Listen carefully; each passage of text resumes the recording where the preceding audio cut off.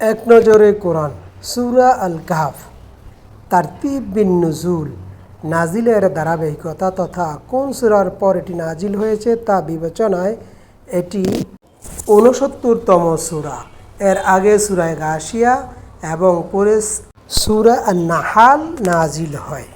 তারতিব feel মুসহাফ বর্তমান কোরআন মজিদের বিন্যাস অনুযায়ী এটি ১৮ নং সূরা। এর আগে সূরা বানী ইসরাঈল এবং পরে সূরা মারিয়াম।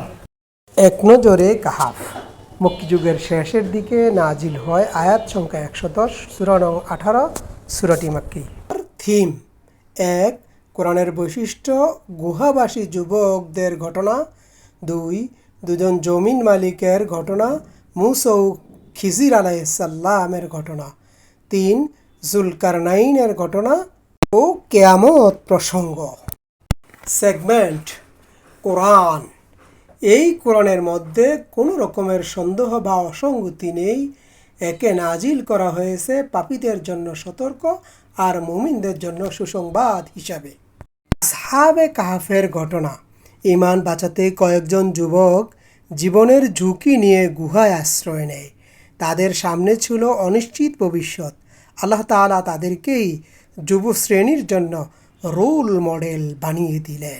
দুনিয়ার চাকচিক্য: দুনিয়ার সম্পদের জোরে মানুষ ধরাকে সরা জ্ঞান করে, অথচ এই সম্পদ তাকে আল্লাহর শাস্তি থেকে বাঁচানোর কোনো ক্ষমতা রাখে না। কজ অ্যান্ড ইফেক্ট: যে কোনো নেয়ামত বা সৌন্দর্য দেখে বলতে হবে মাশা আল্লাহ, তাহলে আল্লাহ তাআলা বরকত দান করবেন এবং ক্ষতি থেকে বাঁচাবেন।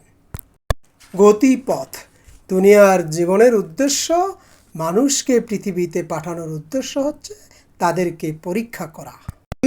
সম্পদের মাধ্যমে পরীক্ষা: মানুষকে পরীক্ষা করার জন্য বড় একটি উপকরণ হলো সম্পদ। সম্পদের প্রাচুর্যে অধিকাংশ মানুষই অহংকারী হয়ে ওঠে।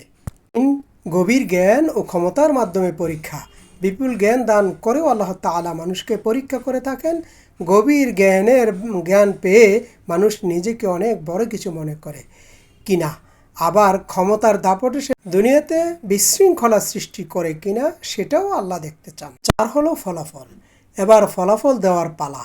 এই পরীক্ষায় যারা পাশ করবে তাদের জন্য বিরাট পুরস্কার, আর যারা নিজেদের হারিয়ে ফেলবে তাদের জন্য কিয়ামতের দিন অপেক্ষা করছে ভীষণ লাঞ্ছনা।